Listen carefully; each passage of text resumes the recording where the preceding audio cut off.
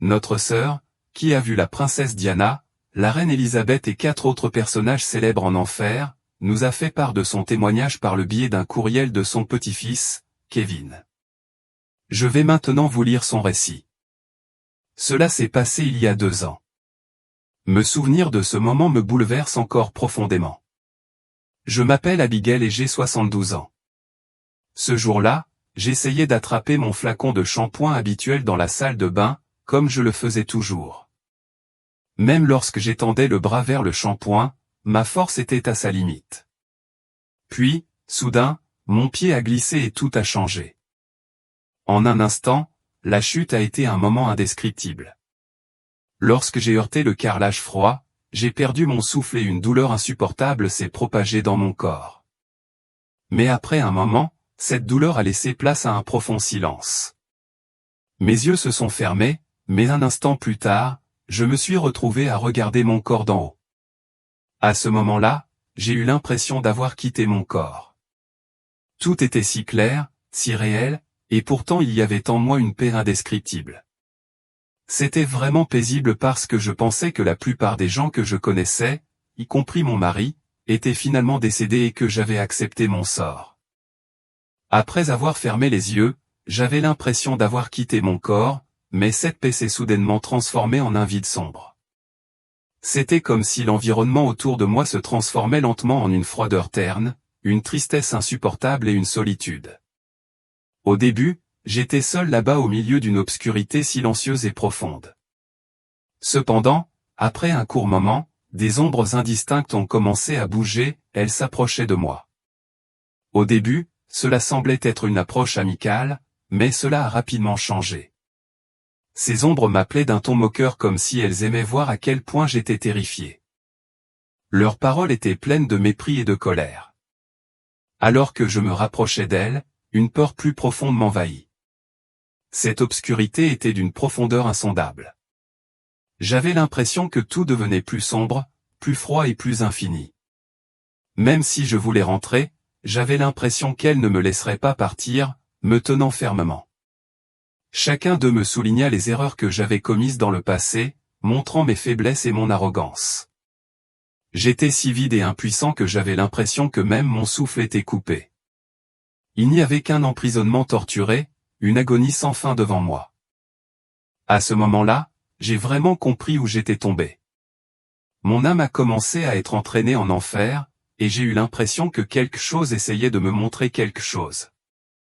J'ai vu une porte noire et je me suis retrouvé attiré vers elle comme si j'avais besoin de la voir. Lorsque je me suis approché de la porte, elle s'est soudainement ouverte. Je suppose que c'était vraiment l'endroit pour les lourdement punis, et je n'oublierai jamais ce que j'ai vu ici. En entrant par la porte, j'ai vu une montagne massive et j'ai commencé à la gravir. Cette montagne colossale pesait lourdement sur mon âme, chaque pas faisant écho à une profonde tristesse en moi. J'avais l'impression que plus je grimpais, plus je commençais à ressentir le poids de cet endroit.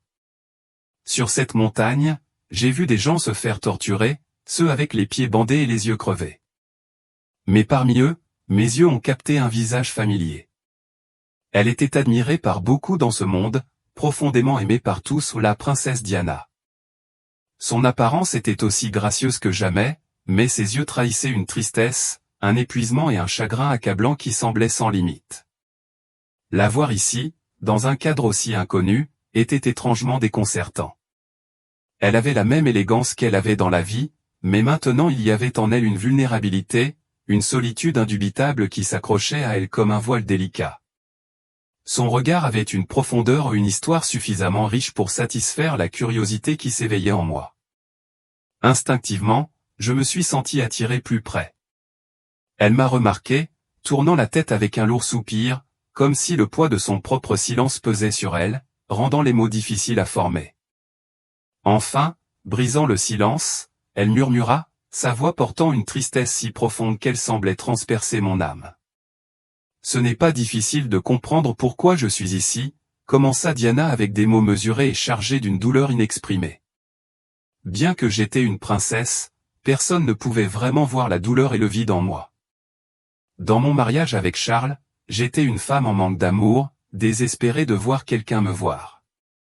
quand j'ai découvert sa relation avec Camilla, un ressentiment féroce a pris racine, un chagrin qui s'est aggravé chaque jour.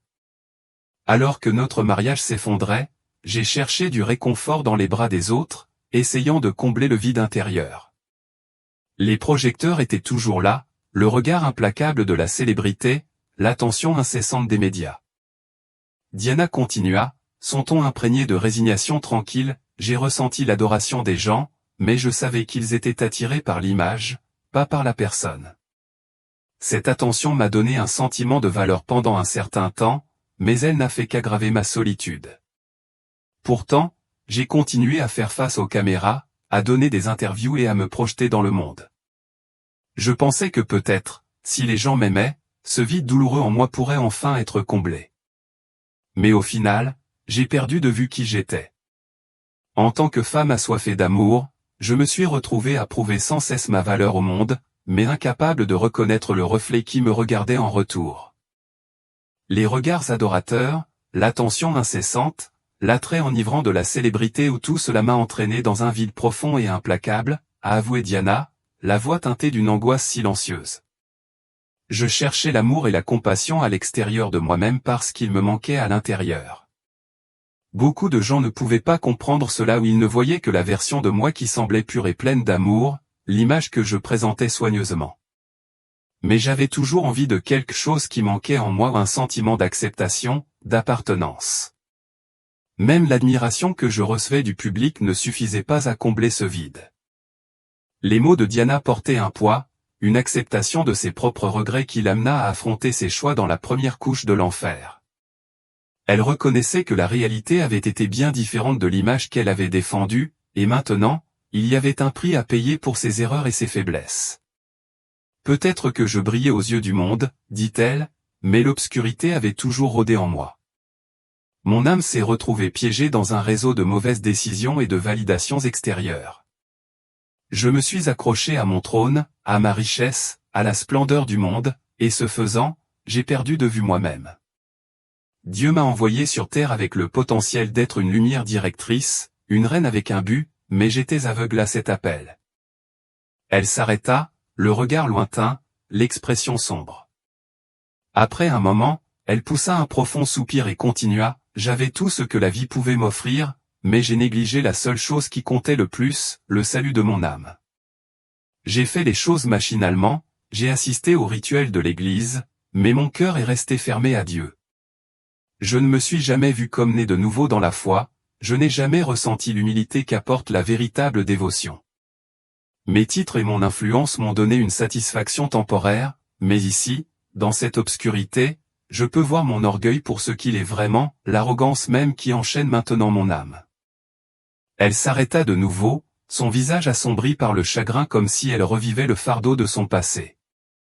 J'ai toujours semblé être une reine à ceux qui venaient me voir, mais je n'ai jamais saisi la main que Dieu m'a tendue. Sa voix tremblait sous le poids de ses mots. Je crois que le salut m'a été offert à de nombreuses reprises, mais j'ai été aveuglé par l'attrait de la splendeur du monde. J'étais fier de mon rôle de reine, mais je ne suis jamais devenue une véritable servante dans mon cœur. Son visage s'assombrit sous le chagrin de cette prise de conscience. Comment pourrais-je être un exemple pour les gens qui m'admiraient, murmura-t-elle, chaque mot étant une confession. Je les ai conduits vers le succès mondain, et non vers le chemin qui mène à Dieu. Au lieu d'incliner mon cœur avec humilité devant lui, je me suis laissé emporter par le glamour de la célébrité et les distractions de ma propre grandeur. Et maintenant, dans cet endroit, tous les titres et toutes les richesses que j'ai chéries autrefois n'ont plus aucune valeur. Mon âme porte le poids de chaque péché que j'ai commis, de chaque instant où je me suis détourné de Dieu. Chaque mot prononcé par Élisabeth résonnait d'un profond regret et d'une agonie inexprimée. De son vivant, elle exerçait pouvoir et influence, mais elle était là, sans le don chrétien le plus fondamental du salut. Enchaînée et seule, elle comprenait désormais, et moi aussi, que même les plus grands dirigeants ne peuvent atteindre le salut intérieur sans renoncer à l'orgueil et aux valeurs éphémères de ce monde. Le voyage vers la rédemption, cependant, ne faisait que commencer, et son chemin n'était pas pavé de richesse ou de gloire, mais d'humilité et de grâce. Soudain, une envie irrésistible m'a poussé à gravir une couche supérieure de la montagne, m'attirant plus profondément dans ses ombres. Cette fois, je me suis retrouvé dans un royaume encore plus sombre, où un froid oppressant pesait lourdement sur l'air. L'obscurité autour de moi s'épaississait, et l'atmosphère était imprégnée d'un sentiment palpable de culpabilité, me donnant l'impression d'être au bord d'une vaste vallée de remords. Devant moi se tenait une nouvelle figure, Jeffrey Epstein. Son visage portait le poids de tous les péchés qu'il avait accumulés, gravé d'une expression acérée et hantée qui parlait de son sombre héritage. Des ombres dansaient autour de lui, des silhouettes sombres qui semblaient émerger des profondeurs de sa conscience, chacune d'elles étant un rappel brutal de ses échecs et des innombrables vies qu'il avait manipulées pour satisfaire ses désirs. Tel un cauchemar éveillé, il était condamné à revivre continuellement ses faiblesses passées. La saleté qui l'entourait était écrasante, et il était attaché à un poteau, incapable d'échapper aux tourments qui l'enveloppaient. L'air était rempli de cris ou des cris d'angoisse qui résonnaient sans fin, tandis que des murmures douloureux le griffaient, le tenant responsable de chaque acte odieux. Les conséquences de ses choix se déroulaient sous ses yeux dans une boucle implacable, un rappel obsédant des vies qu'il avait brisées. Alors que j'atteignais le sommet de la montagne, un esprit sombre et oppressant m'enveloppa, une présence glaciale qui fit battre mon cœur. Devant moi se trouvait une silhouette enchaînée, apparemment enterrée au fond d'un gouffre profond, se tordant de douleurs intenses et atroces. C'était Adolf Hitler.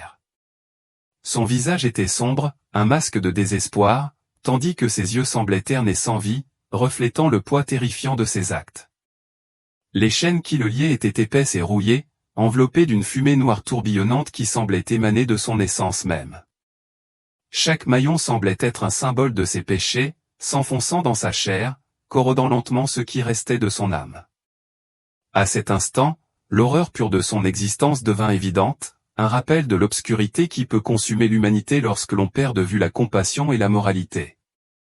Autour de lui, il y avait des fers ardents, leurs bords ardents illuminant l'obscurité d'une lueur sinistre. Chaque fer, lorsqu'il était touché, transperçait profondément sa chair, laissant derrière lui des marques brûlantes rappelant les flammes de l'enfer. Les fers le tourmentaient, faisant écho à ses propres ordres haineux tandis qu'il l'entraînait toujours plus loin dans un gouffre de souffrance. Lorsqu'il essayait de crier, seuls des murmures désespérés s'échappaient de ses lèvres craquelées. Sa voix, presque rauque, luttait pour trouver un son dans le silence oppressant, mais chaque mot résonnait et se figeait dans le vide, entraînant son âme dans une mer turbulente de rage aveuglée de profonds regrets. De dessous l'endroit où il était agenouillé, une boue rouge et furieuse commença à monter. Cette boue rampait le long de ses pieds, brûlant sa chair à chaque contact angoissant alors qu'elle montait lentement. Elle reflétait les atrocités qu'il avait commises, gravant une douleur implacable dans son corps. Chaque fois qu'elle s'accrochait à lui, elle s'enfonçait plus profondément dans sa peau, intensifiant sa souffrance. Les ombres des innombrables vies innocentes qu'il avait éteintes planaient autour de lui, leurs regards perçant l'obscurité. Ils murmuraient en silence, mais le poids de leur chagrin collectif tirait sur son âme, l'entraînant plus profondément dans le désespoir. De temps à autre, l'une de ses chaînes se détachait, oscillait dans le vide pendant un bref instant avant de revenir avec un maillon encore plus lourd, l'ironie cruelle amplifiant son tourment. Ce cycle rythmique de souffrance se réinitialisait à chaque instant, enfermant davantage l'âme d'Hitler dans une agonie qui semblait à la fois implacable et éternelle. Il n'y avait aucune trace de salut, aucune lueur d'espoir pour le soulager de ce tourment, seulement une obscurité toujours plus profonde qui l'entourait comme un étau, étouffante et dévorante. Dans ce royaume cauchemardesque, Hitler payait le prix de ses croyances fanatiques et de la certitude absolue qu'il s'était imposée, endurant une agonie sans fin à chaque seconde angoissante qui s'écoulait. Dans cette couche poignante, d'autres noms surgirent, tous plus célèbres les uns que les autres. Parmi eux se trouvait Oussama Ben Laden. L'obscurité environnante reflétait la haine profonde et la destruction qui couvait dans son âme. Son visage était froid, dépourvu de chaleur, et ses yeux étaient ternes, comme s'il s'agissait d'un homme pris au piège par l'ombre de ses croyances passées. Des chaînes rouillées et pointues l'entouraient, chaque contact s'enfonçant dans sa chair, le déchirant et amplifiant sa douleur déjà insupportable. Ces chaînes étaient lourdes, rappelant le fanatisme qu'il brandissait autrefois avec fierté, chaque maillon entraînant son âme plus profondément dans le tourment tandis que les échos de ses péchés résonnaient autour de lui. Autour de Ben Laden tourbillonnaient des silhouettes sombres, leurs formes vacillantes comme des flammes de feu de l'enfer. Ces silhouettes étaient les ombres de vies innocentes perdues à cause des ordres qu'il avait donnés tout au long de sa vie. Il l'observait en silence, leur regard furieux perçant l'obscurité. Chaque regard était une lame acérée, qui creusait son âme et le forçait à détourner les yeux. Mais où qu'il se tourne, le vide ne faisait que s'agrandir, les ombres se multipliaient autour de lui, intensifiant son sentiment de culpabilité et de désespoir. Dessous ses pieds, une boue épaisse et collante commença à monter, remontant le long de ses jambes avec une poigne implacable. La boue l'enveloppa, atteignant d'abord ses genoux, puis grimpant jusqu'à sa taille, brûlant sa peau en montant. Elle s'accrochait à lui comme une condamnation pour son idéologie déviante, approfondissant sa douleur à chaque instant qui passait. Les sons qui émanaient de la boue faisaient écho à la rhétorique fanatique qu'il avait autrefois proclamée, chaque souffle un douloureux rappel des atrocités qu'il avait commises. Ces échos lui rappelaient constamment que ce qu'il avait autrefois considéré comme une noble cause n'était en fait qu'une descente aveugle dans les ténèbres, ce qui ne faisait qu'aggraver son regret. Toutes les quelques secondes, l'une de ses chaînes se détachait, s'écrasait au sol avant de revenir sous la forme d'un maillon encore plus épais et plus lourd. Ce cycle cruel emprisonnait l'âme de Ben Laden dans une agonie toujours plus grande, un rythme torturant qui n'avait pas de fin en vue. Il n'y avait aucun espoir d'échapper à ce tourment, seulement une obscurité toujours plus profonde et restrictive qui pesait lourdement sur lui. Ici, dans cet abîme, il payait le prix de ses croyances fanatiques et de la certitude inébranlable qu'il avait embrassée, endurant une souffrance sans fin à chaque seconde angoissante qui s'écoulait. Après mon voyage éprouvant dans les profondeurs de l'enfer, j'ai senti un poids immense peser sur mon âme, mais il était accompagné d'une conscience profonde. Chaque visage que je rencontrais, chaque mot qui résonnait dans l'atmosphère pesante, me révélait les aspects fragiles, sombres et pourtant transformables de l'esprit humain. Le fait d'être témoin du vide de la princesse Diana, de la solitude pleine de regrets de la reine Elisabeth et des âmes corrompues d'Hitler et de Ben Laden, prises au piège des griffes implacables de la haine, m'a obligé à affronter ma propre vie et à reconnaître mes propres erreurs. Dans ce paysage sinistre, j'ai commencé à voir non seulement le reflet, mais aussi les échos de mes propres faiblesses intérieures. À chaque couche que je traversais, la clarté émergeait. J'ai compris avec quelle facilité les individus peuvent se glisser dans l'obscurité, poussés par l'orgueil, l'ambition et la haine. Une confrontation s'est enflammée dans mon âme, me poussant à être plus honnête et plus ouverte avec moi-même. Les faiblesses que j'avais longtemps ignorées ou réprimées se dressaient devant moi, austères et sans ornement, exigeant d'être reconnues. J'ai réalisé que je devais affronter et accepter ces défauts, sinon, la même obscurité pourrait s'infiltrer dans mon être, m'emprisonnant dans un destin similaire. Il est devenu douloureusement clair que pour m'échapper de cet endroit, je devais trouver la paix avec mes erreurs passées et cultiver un désir sincère de les expier. Ce remords ne pouvait pas simplement faire écho à des mots, il devait résonner profondément dans mon cœur.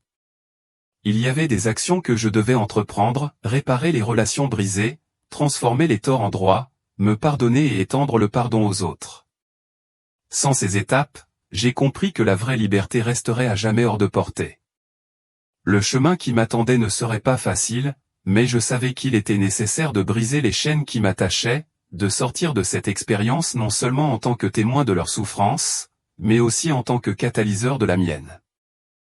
Maintenant, armé de cette nouvelle conscience, alors que je me prépare à retourner à la vie, je décide de revenir sur mon passé, de revisiter les traces que j'ai laissées derrière moi tout en avançant avec la compréhension que chaque erreur est une leçon qui attend d'être apprise.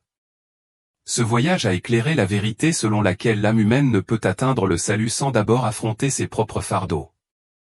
Chaque moment m'a reflété non seulement qui je suis, mais aussi qui j'aspire à être et les étapes essentielles que je dois entreprendre pour y parvenir. Merci de m'avoir prêté vos oreilles pendant que je partage mon témoignage. En exprimant les leçons que j'ai apprises et la profonde transformation de mon âme, j'espère éclairer également votre propre cheminement. Nous portons tous les poids et les erreurs de nos vies passées, et il est crucial de reconnaître qu'avec des remords sincères, un esprit de pardon et un désir inébranlable de changer, nous pouvons nous relever. Chacun de nous a le potentiel de renaître, nous permettant de nous débarrasser des chaînes de notre passé et d'embrasser un avenir rempli d'espoir et de sens.